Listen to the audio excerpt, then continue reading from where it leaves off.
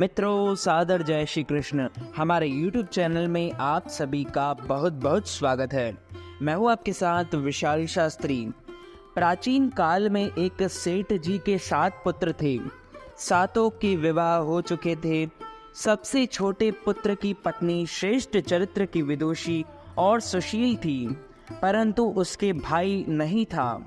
एक दिन बड़ी बहू ने घर लीपने को पीली मिट्टी लाने के लिए सभी बहुओं को साथ चलने को कहा, तो सभी धलिया और खुरपी लेकर मिट्टी खोदने लगी। तभी वहां एक सर्प निकला, जिसे बड़ी बहू खुरपी से मारने लगी। यह देखकर छोटी बहू ने उसे रोकते हुए कहा, मत मारो इसे, यह बेचारा निरपराध है। यह सुनकर बड़ी बहू ने उसे नहीं मारा। तब सर्प एक और जा बैठा।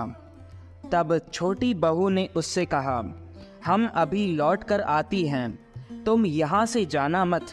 यह कहकर वह सबके साथ मिट्टी लेकर घर चली गई और वहाँ कामकाज में फंसकर सर्प से जो वादा किया था उसे भूल गई। उसे दूसरे दिन वह बात याद आई तो सबको साथ लेकर वहाँ पहुँची और सर्प को उस स्थान पर बैठा देखकर बोली, सर्प भैया नमस्कार।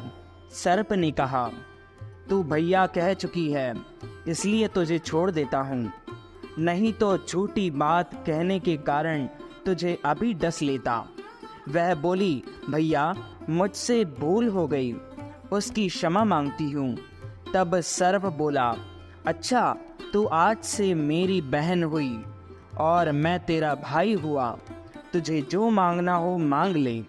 वह बोली, भैया मेरा कोई नहीं है, अच्छा हुआ जो तू मेरा भाई बन गया।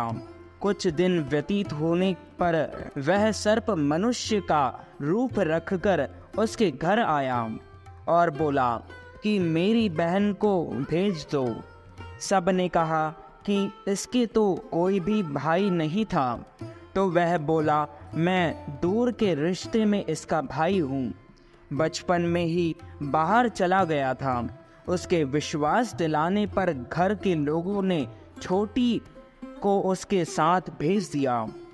उसने मार्ग में बताया कि मैं वही सर्प हूँ, इसलिए तू डरना नहीं और जहाँ चलने में कठिनाई हो वहाँ मेरी पूँछ पकड़ लेना।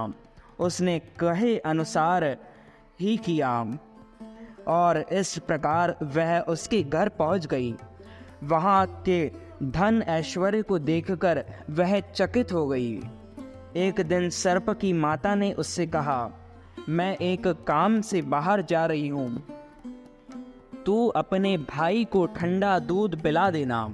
उसे यह बात ध्यान न रही और उससे गर्म दूध पिला दिया, जिसमें उसका मुख बेतरह जल हो गया। यह देखकर सर्प की माता बहुत क्रोधित हुई, परंतु सर्प के समझाने पर शांत हो गई। तब सर्प ने कहा कि बहन को अब उसके घर भेज देना चाहिए। तब सर्प और उसके पिता ने उसे बहुत सा सोना चांदी जवाहरात वस्त्र भूषण आदि देकर उसके घर पहुंचा दिया। इतना ढेर सारा धन देखकर वहीं बहू ने ईर्ष्या से कहा, भाई तो बड़ा धनवान है, तुझे तो उससे और भी धन लाना चाहिए। सर्प ने यह वचन सुना तो सब वस्तुएं सोने की लाकर दे दी। यह देखकर बड़ी बहू ने कहा, इन्हें झाड़ने की झाड़ू भी सोने की होनी चाहिए। तब सर्प ने झाड़ू भी सोने की लाकर रख दी। सर्प ने छोटी बहू को हीरा मणियों का एक अद्भुत हार दिया। उसकी प्रशंसा उस देश की रानी ने भी बहुत सुनी और वह राजा से बोली कि सेठ की छोटी बहू का हार यहाँ आना चाहिए। राजा ने मंत्री को हुक्म दिया कि उससे वह हार लेकर शीघ्र उपस्थित हो। मंत्री ने सेठ जी से जाकर कहा कि महाराज जी, छोटी बहू का हार पहनेगा, वह उससे लेकर मुझे दे दो।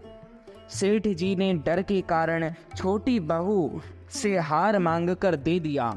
छोटी बहू को यह बात बहुत बुरी लगी। उसने अपने सर्प भाई को याद किया और आने पर प्रार्थना की, भैया, रानी ने हार छीन लिया है। तुम कुछ ऐसा करो कि जब वह हार उसके गले में रहे तब तक के लिए सर्प बन जाए, और जब वह मुझे लौटा दे तब हीरे मणियों का हार हो जाए। सर्प ने ठीक वैसा ही किया। जैसे ही रानी ने हार पहना वैसे ही वह सर्प बन गया। यह देखकर रानी चीख पड़ी और रोने लगी। यह देखकर राजा ने सेठ के पास खबर भेजी कि छोटी बहू को तुरंत भेजो। सेठ जी डर गए कि राजा ना जाने क्या करेगा। वे स्वयं छोटी बहू को साथ लेकर उपस्थित हुए। राजा ने छोटी बहू से पूछा, तूने क्या जादू किया है? मैं तुझे दंड देती हूँ। छोटी बहू बोली, राजन, गृष्टता क्षमा कीजिए। यह हार ही ऐसा है कि मेरे गले में हीरो और मणियों का रहता है और दूसरे के गले में सर्प बन जाता है। यह सुनकर राजा ने वह सर्प बना हार उसे देकर कहा, अभी पहनकर दिखाओ। छोटी बहू ने जैसे ही उसे पहना वैसे ही हीरो मणियों का हो गया। यह देखकर राजा को उसकी बात का विश्वास हो गया और उसने प्रसन्न होकर उसे बहुत सी मुद्राएं भी पुरस्कार में दी। छोटी वह अपने हार और इन सहित घर लौट आई। उसके धन को देखकर बड़ी बहू ने ईर्ष्या के कारण उसके पति को सिखाया कि छोटी बहू के पास कहीं भी ऐसा धन ना आया है। यह सुनकर उसके पति ने अपनी पत्नी को बुलाकर कहा, ठीक ठीक बता कि यह धन तुझे कौन देता है। तब वह सर्प को याद करने लगी। तब उसी समय सर्प ने प्रकट होकर कहा, यदि मेरी धर्म बहन के आचरण पर संदेह प्रकट करेगा तो मैं उसे खा लूँगा। यह सुनकर छोटी बहू का पति बहुत प्रसन्न हुआ और उसने सर्प देवता का बड़ा सत्कार किया। उसी दिन से नाग पंचमी का त्यौहार मनाया जाने लगा और स्त्रियां सर्प को भाई मानकर उसकी पूजा करती हैं। बोलिए श्री लक्ष्मी नारायण भगवान की जय। देवादिदेव महादेव की जय। बोलिए श्री बालकृष्ण लाल की जय। तो मित्रों, हमारे इस ज्ञानवर्धक वीडियो को अधिक से अधिक लोगों को शेयर कीजिएगा, लाइक कीजिएगा, कमेंट कीजिएगा। कमेंट बॉक्स में हर हर महादेव, जय श्री कृष्ण, जय श्री राधे ज़रूर लिखिएगा और चैनल को सब्सक्राइब भी ज़रूर कीजिएगा ऐसे ही नई नई कहानियाँ सुनने के लिए। आप सभी को सादर जय श्री कृष्ण, हर हर महादेव।